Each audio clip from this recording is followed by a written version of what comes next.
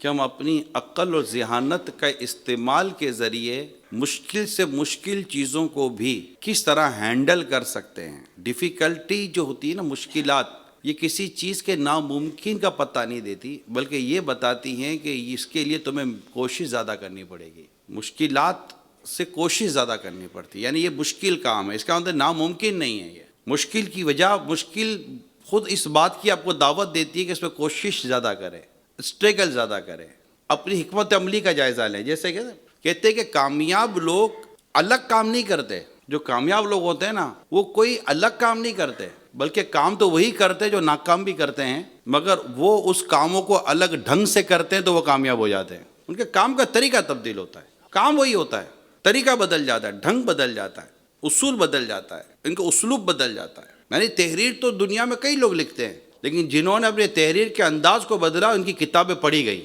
بیان آپ اور میں سب کرتے ہیں، لیکن جو بیان اپنے ڈھنگ اور انداز سے کرتا ہے اس کا سنا جاتا ہے، اثر اللہ دیتا ہے، وہ ایک الگ ٹاپک ہے۔ آپ نے کبھی دعوت میں شرکت کی ہوگی تو کبھی کبھی ایسا ہوتا ہے دعوت میں جب ہم ٹیبلوں پہ جا کر بیٹھتے ہیں تو کسی کے گرد لوگ جمع ہو جاتے ہیں اور اس کی باتیں سننا شروع کر دیتے ہیں۔ آخر اس میں ایسا کیا ہے جیسے اس کو چاروں طرف سے اس کے گرد لوگ جمع کر دیا؟ اس کو بات کرنے کا ڈھنگ آتا ہے، بات کرنے کا سلیقہ آتا ہے۔ وہ اپنی بات کو اپنی عقل، ذہانت اور صلاحیتوں پر لا کر اپنی بات کو ڈیلیور کرتا ہے۔ لوگ اشش کرتے ہیں، اس کی باتوں کو سنتے پسند کرتے ہیں۔ اپنی پرسنالٹی بنانے کے لیے اپنی صلاحیتوں کو بنانا پڑتا ہے، خود سے کوئی چیز نہیں ہوتی۔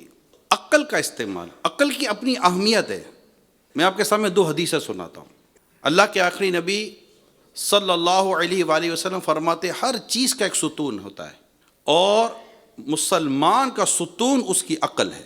عقل، ایک اور حدیث پاک میں ہر چیز کا ایک آلہ ہوتا ہے اور مومن کا آلہ عقل ہے۔ عقل کا استعمال، کسی کام کو کرنا کیسے ہے، اور جب عقل مند آدمی کام کرنے پر اترتا ہے نا تو پھر اس کا انداز ہی کچھ اور ہوتا ہے۔ میں ایک شعر میں نے سناتا ہوں، آپ کو تلطف کے لیے سنا دیتا ہوں۔ کہتے چاند تاروں کے ہوں جو خود محتاج، بھیک مانگو نہ ان سے اجالوں کی۔ چاند تاروں کے ہوں جو خود محتاج، بھیک مانگو نہ ان سے اجالوں کی۔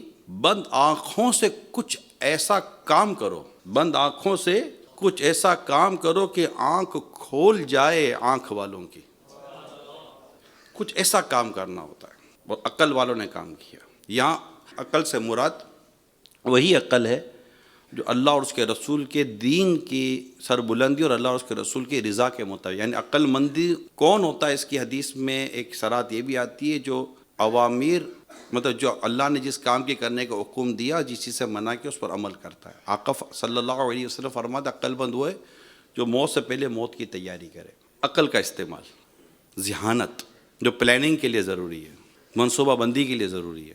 اللہ نے سب کو جدا جدا عقلیں دی ہیں، جدا جدا اللہ کریم نے سب کو صلاحیتیں دی ہیں۔ تو اللہ ہمیں عقل کے درست استعمال کی توفیق عطا فرمائے، اور ہمیں وہ کام کرنے کی اللہ توفیق دے جس سے ہم دین کا زیادہ سے زیادہ اس کو فائدہ دلا سکیں۔ تو سوچا کریں، اپنی عقل کا استعمال کریں، یا اپنے سے زیادہ عقل مند لوگوں کی بھی قدر کریں۔ یہ بھی عقل مندوں کے میں سے ہی ایک ہے کہ وہ عقل مند۔ حضرت حافظ ملت رحمۃ اللہ تعالیٰ علیہ نے بڑی پیاری بات ارشاد فرمائی۔ آپ فرماتے ہیں کہ لوگوں کے تجربات سے فائدہ اٹھا کر اپنے وقت کو بچاؤ۔ کچھ جگہیں ایسی ہوتی ہیں جہاں پر تربیت کے طور پر لا کر تجربے کار بنایا جاتا ہے، عقل اس کا فیصلہ کرے گی۔ کچھ جگہیں ایسی ہوتی ہیں جہاں پر لا کر تربیت والا بنایا جاتا ہے، تجربے کار تربیت کر کے بنایا جاتا ہے۔ کچھ جگہیں ایسی ہوتی ہیں جہاں تجربے کیے نہیں جاتے، تجربے کار لائے جاتے ہیں۔ مثال کے طور پر جس کو آپ نے تجربے کار بنانا ہے تو اس کی تربیت کے لیے تجربے کار بندہ لائیں گے، یا اس کو بھی تجربے کے ساتھ لائیں گے کہ چلو یار سکھاتے سکھاتے ایک دن خود ہی سیکھ جائے گا؟ تو وہ کب سیکھیں گے؟ جو سیکھنے کے لیے آئیں۔